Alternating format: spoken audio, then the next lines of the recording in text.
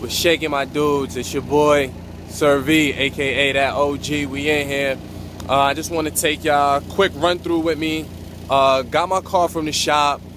Was kind of cold a few days ago, so threw the heat on, and while I was sitting idle, really wasn't getting any heat. So I'm kind of like, nah, that's not right. So what I'm gonna do right now is just run y'all through the process you need to do. Let's say you're not getting any heat while you're idle, or the only time you get heat is when the car is moving or above 1500 RPMs. So what I want to do is I want to take y'all through the steps on what we need to do to get heat back in the car. It's that time of year. It was just a nice day today for me to come out and bang this out. So I'm going to just run through this with you guys right quick. Stay tuned. Alright, so first thing we want to do, people, is we want to jack the car up. Because again, what I did was I drained the coolant, as you can see. Drain the coolant. I'm refilling it right now. Got the car jacked up. I have it running as of right now. And if there's any air bubbles in there, that's why you see the extra coolant up top. Any air bubbles, that should fill right to the top and kind of like burp itself. So what you want to do is you want to run your car preferably anywhere from 15 to 30 minutes. You want to go through at least 1 to 2 cycles of your of your cooling fans turning on, and pretty much your thermostat opening and closing. So we're gonna wait for that to go through like so, and for that to kick on, for the car to warm up and do that. Or what you can do is you can rev the engine, what they actually specify you to do if you have air in your system, specifically if it's a Nissan. They say they want you to rev it up between 1 and 3 RPMs and hold it there for 15 to 20 seconds, and then that should in turn warm up the car a little bit more and get the fans to turn on a little bit quicker.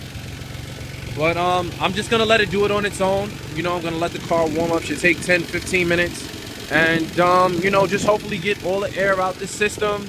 And once we do that, you should be good. But another thing you need to do is, while you have the car running, also before I forget, you want to come in the car, you want to turn your heat on like so, as you can see where that is, and you want to turn it all the way up to 90. So that's what we want to do. Alright, so make sure you have your fan on high, so on the highest speed it can be, and your heat is all the way up to 90, and you have it on full blast. Now see how I have it blowing through, AC on. Now what we're gonna do is we're still waiting for the car to heat up, but what this is gonna do is this is gonna open up the heater core just in case. So now what we do is we wait, baby. Alright, and that's what we're looking for. I don't know if y'all can see it, but the fans definitely did turn on. So that was 1 cycle we had it through. And then again, like I said, you got to make sure once you drain out your radiator, you want to refill it. And again, if you do have air bubbles in it, you're going to see that rise to the top, and this should actually go down if there was a lot of air bubbles in it, and you should see the air bubbles coming up. But what you're just seeing right now is the vibrations from the car, so you see the ripple effect in the coolant. But let me see, I don't know if you guys will be able to see it, but my fans just came on. So the thermostat is good. We know the thermostat is not stuck open or stuck closed. That would be another reason why you don't get heat in your car, is you could have a broken thermostat. So that's something to troubleshoot after you bleed the air out of your system.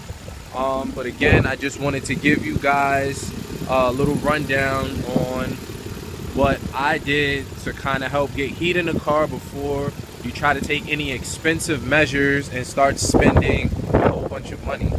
Bleeding the system 9 times out of 10 gets the job done. So if you have any questions, please hit me up, comment, subscribe, definitely like, and if there's anything you need me to put up on the tube, Yo, I'm here for you guys. Just let me know. Later. Alright, so my fellow people on YouTube, I want to give y'all yet another way that you can bleed your car system if you have no heat. If you, again, are not getting any heat unless you're in motion, you know, unless you're above 1500 RPMs, the car is moving. Just want to give y'all another way that we could go in here and do it, pretty much. So first thing we're gonna do, again, the car is off. I've let the car cool off. What we're gonna do is we're gonna remove the radiator cap.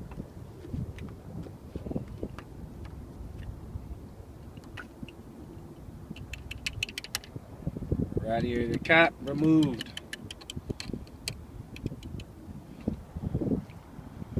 Okay, so now the next thing you want to do is take what I took, which is a little nail, and we're going to take this nail and we're going to get it right under here, right? You see that copper part with the nostril sticking out right between the copper part and the black rubber part. Let me get that together so I can show you that. So as you can see, got the nail in between the rubber and the copper portioning.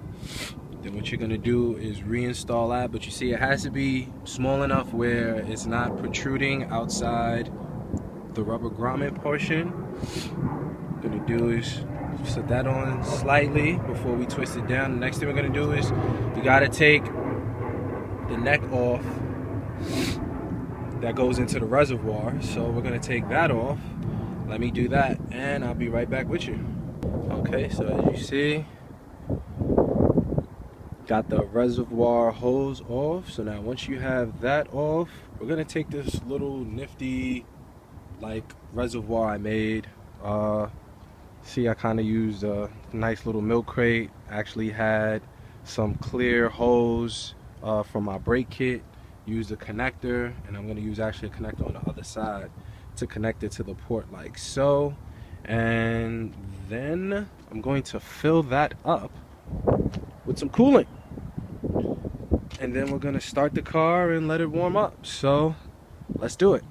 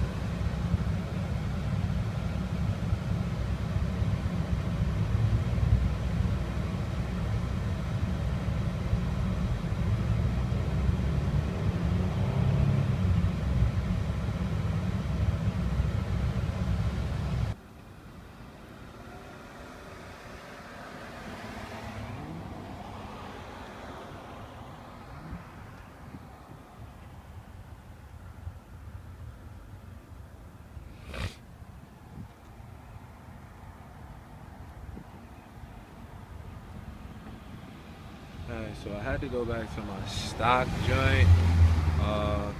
The gauge radiator cap seemed to be leaking. So ever since I put this one on, I haven't had any problems. I'll probably just order another one and see how that works out. If it doesn't work out, I'll just return it. So we'll see what's going on, see what's up. But just a cool down period. The jug, when I first turned the car off, was pretty much somewhat up to here. Alright, so we got the settings on 90, everything on high, we let it run, everything is good. We got heat. That's definitely the way to purge and make sure you have all the air out of your system. Everything is Gucci.